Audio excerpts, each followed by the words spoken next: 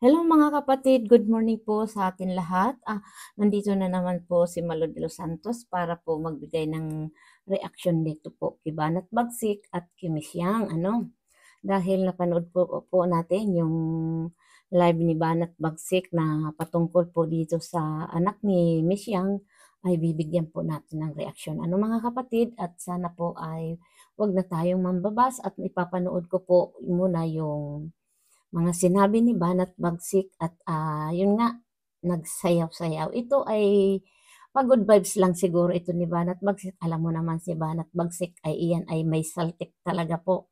Isa sa mga reaktor na dapat po yan ay hindi pinapatulan dahil iyan po ay sa kanya ay biro lang, pero po minsan may saltik talaga po yan. Hindi niya po yan ay talagang pinag-iisipan mabuti, talaga siya po ay bibira at bibira po. Ayan, pakinggan po muna natin ang kanyang reaksyon po dito sa Kiyang Mi at sa anak ni Yang Mi. Ano po? At bago tayo po ay maggawa ng reaksyon.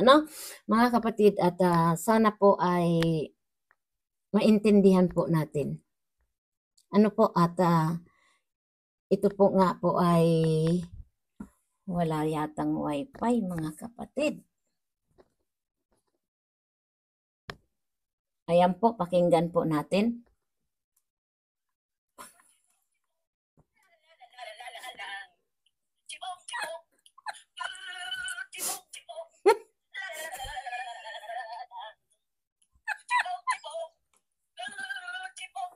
Ito yung sinabi sa live ni parang July na. Yan. Dahil sa anak niya. Dahil sa anak niya na hindi pinapasok, nakapagsalita si Kuya Val ng hindi maganda, dahil nga ang pinagtanggol ni Kuya Val ay ang kanyang anak. Pero ano ang ginawa ng ina? Ang sabi ni Kuya Val, paano kung matrumak ang bata dahil iyak na iyak, gusto na kumalon. Grabe. Nag-like ng chibog-chibog, chibog yung balita sa radyo at TV, at magsaya.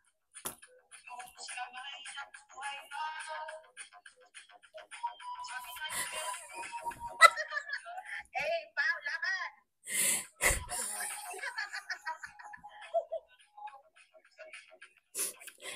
Ito mga kapatid yung sinabi kanina na sa live ni Paring July na tawang ako. Tawang-tawa talaga mama. Talagang napapaiyak na po ako. Chibog-chibog, chibog-chibog, la-la-la-la-la-la-la-la. Chibog-chibog, chibog-chibog, la-la-la-la-la-la-la. Chibog-chibog, chibog-chibog. Diba? Ayan mga kapatid, napanood niyo po. Yan ako mamamatay ng tawa po kapapon po. At ito po ay sasagutin natin po si Banat Bagsik na bakit po kung anong may nangyayari po talaga dyan sa Kalingap, lalo na po doon sa birthday ni Jumar, ay si Miss Yang po ang nasisiri doon. Alam niyo po mga kapatid, bata yun. Hindi naman alam na ganun ang mangyayari. Di ba po mga kapatid? Kung sakali man nangyari yun, di ba? Nangyari na po, lawakan na lang natin ang panguunawa natin po. Dahil po iyon ay nangyari na kahit kailan hindi na natin po maibabalik pa. Damage is done, di ba? Kaya po ay tayo po ay unawain na lang, lawakan, at wag natin po laging sisi po si Yang Mi. Alam niyo po si Yang Mi, puro pagod vibes lang po yan dyan sa kanyang channel. Sayaw-sayaw, kanta-kanta, kung anong ipagawa sa kanya po ng mga viewers, yun po ay ginagawa niya. Dahil yun lang po, bilang isang magulang po, dahil tayo po ay magulang, na ganun ang mapapanood natin sa isang anak natin, normal po na masasaktan tayo. Di ba po? Ngayon po, sana po ay pang-uunawa lang. Dahil si Kuya Bal, alam natin na siya po ay malawak at napakalaki po ng puso niya na lahat ginayakap. Masama man po o kaaway, alam natin yan, si Kuya Bal ay hinayakap niya po. Di ba? Kahit siya napapahamak. Di ba po? Dito po sa nangyari sa anak ni Miss Yang, hindi dapat po si Miss Yang dyan ang sisihin. No? Ang sisihin doon yung nakabantay sa gate na hindi man lang pinakinggan si Kuya Bal at Ate Edna na nakikiusap, napapasukin yung anak ni Miss Yang. Di ba? Alam nga naman, kahit ako po, kasama ko po, may mga kasamahan ako na ako pwede dahil may pangalan, makakapasok. Paano yung bata? Paano yung kapatid ni Miss Marilyn Sukuba na isang sponsor ng Jumcar? Di ba? Nakakalungkot po talaga. Ang point dito, hindi na po yung anak ni Miss Yang, Bal Santos Matubang at Ate Edna na lang ang tingnan natin. Bakit hindi nila rinispeto? Dahil alam niyo po, si Miss Yang, masakit man yan, dinaan niya sa sayaw, dinaan niya sa pakanta-kanta, dahil ganyan lang po siya, kahit nasasaktan siya. Kaya siguro naman, ito para sa akin, siguro pinapunta niya yung anak niya, dahil inimbita nga ni Jomar sa kanyang birthday, hindi naman niya akalain na gaganunin, tatratuin ng ganyan. Maski ako rin po, dahil gusto ko pong maayos kami ni Jomar. Dahil nag-usap na si Miss Yang at si Jomar, kaya parang sa kanila, yun na yung panahon, tamang panahon na magkaayos. Kaya pinapunta po niya doon yung anak niya na si Pau Pau. Pero sa kabila ng nangyari yon, sinawing palad niya na pati sila Kuya Bal nadamay na hindi makapasok dahil ayaw naman nilang iwan yung anak ni Miss Yang at saka yung kapatid ni Mama Marilyn Sukuba ng sponsor ng Jumcar. Kaya po yun, doon sila sa Bagaspas nagpunta. Pero dito talaga,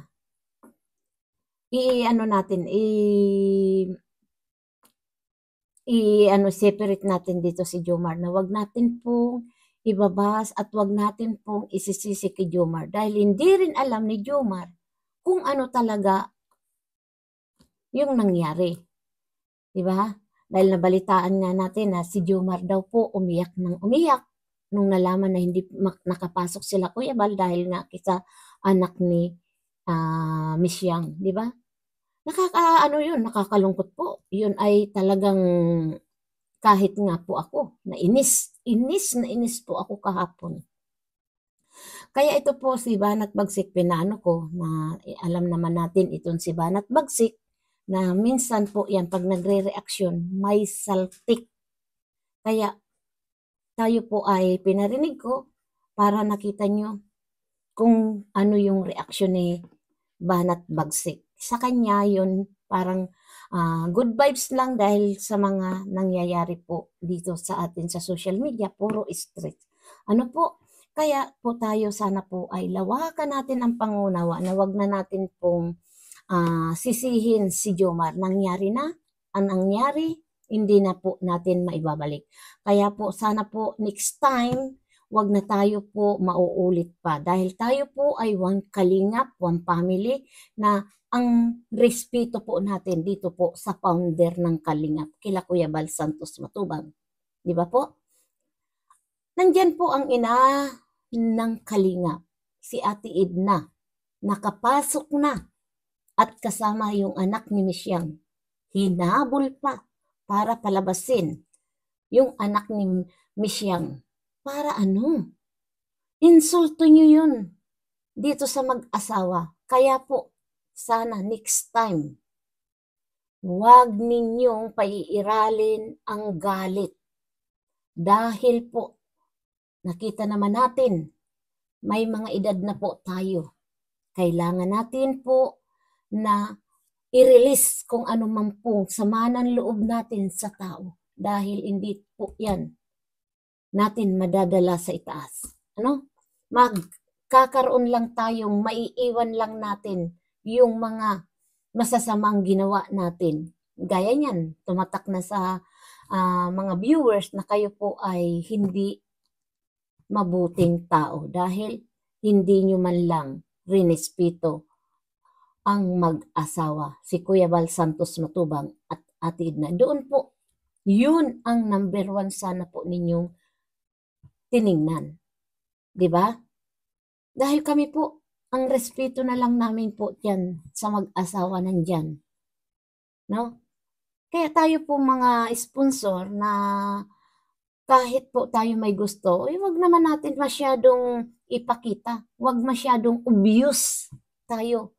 Di ba? Na alos po sarilinin na lang natin ang ating mga tinutulungan. Like Jomar, na si Jomar lang talaga po yung tinitingnan nyo. Wag pong ganun. Dahil nandito tayo sa larangan ng pagtulong. Di ba? Iyan si Miss Yang po, nasasaktan yan, pero ayaw niya na lang po na lumabas. At isinasayaw niya lang, isayaw na lang, at ikanta. At ikaw naman banat bagsik, ang masasabi ko lang sa iyo, dahan-dahan minsan. Huwag masyadong pairalin ang saltik sa ulo. No?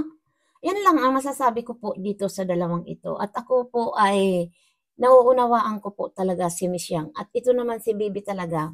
Minsan talaga yan, napapagsabihan ko. Dahil, tingnan niyo po, papakita ko ulit po sa inyo, ha. Ayan, ha.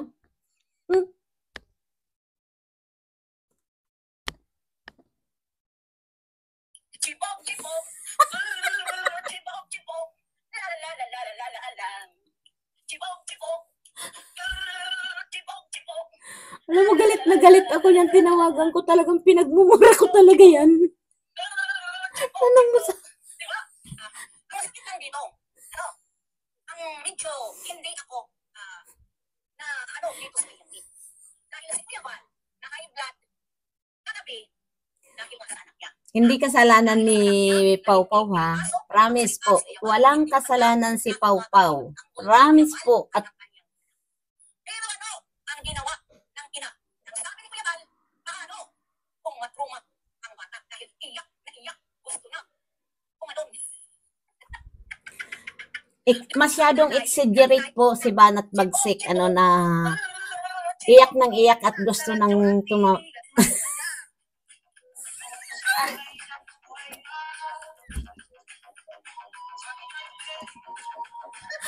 Ito po ay maganda. Pag good vibes lang talaga.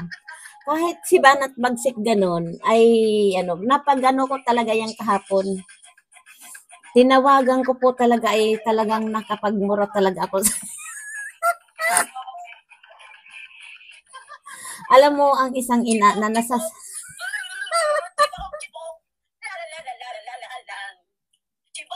ito po mga kapatid, yung stress ko kahapon, ito po ang pinakita ko at sinabi ko nga ay re-reactionan ko po mga kapatid. At talaga pong sobrang stress ko po kahapon talaga na talagang nainis po ako mga kapatid. Ayan mga kapatid, at ito ay sana po ay wag na natin bigyan ng issue. At si Miss Yang po ay bilang isang magulang, kahit nasasaktan yan, dinadaan niya sa sayaw at kanta. At sa channel niya po, wala kang maririnig na kung ano man, na nagsumasagot minsan siya sa mga nangyayari, pero hindi niya po talaga ay pinapansin. At ito lang po mga kapatid, sana po ay lawakan natin ang panguunawa. Dahil nangyari na. Wag na natin pong iba si Papa Jom, dahil si Papa Jom po ay hindi siguro po alam yung nangyari po sa labas, na hindi nakapasok po yung anak ni Miss Yang. Dahil po, imbitado po ni Jomar si Pau Pau. Kaya ang akala po, hindi naman talaga po yan iniisip ng kahit sino po, kahit sila Kuya Bal, kahit po ako, hindi ko po maisip talaga na ganun po ang gagawin dito, Kipawpaw. Ano po? Kaya pa mga kapatid ay pasensya na lang po. Hanggang dito na lang po ang reaksyon ko. Happy Sunday po. Mag-iingat po tayo. God bless you po sa inyong lahat. Marami pong salamat at suportahan na lang natin sila Kuya Bal Santos Matubang, Ate Edna Vlog at Kalingap Rab at si Dan at ang mga love team po at si Kalingap Edu po. Suportahan po natin. Marami pong salamat. Shout out po sa Team Bios po at sa lahat at buong Kalingap at Karipa. Maraming salamat. Please po subscribe Malo de los Santos po. Ayan. Pindutin nyo lang po ang bell button para updated po kayo sa lahat ng mga reaction ko. Maraming salamat. We love you so much. Bye-bye mga viewers. Mwah!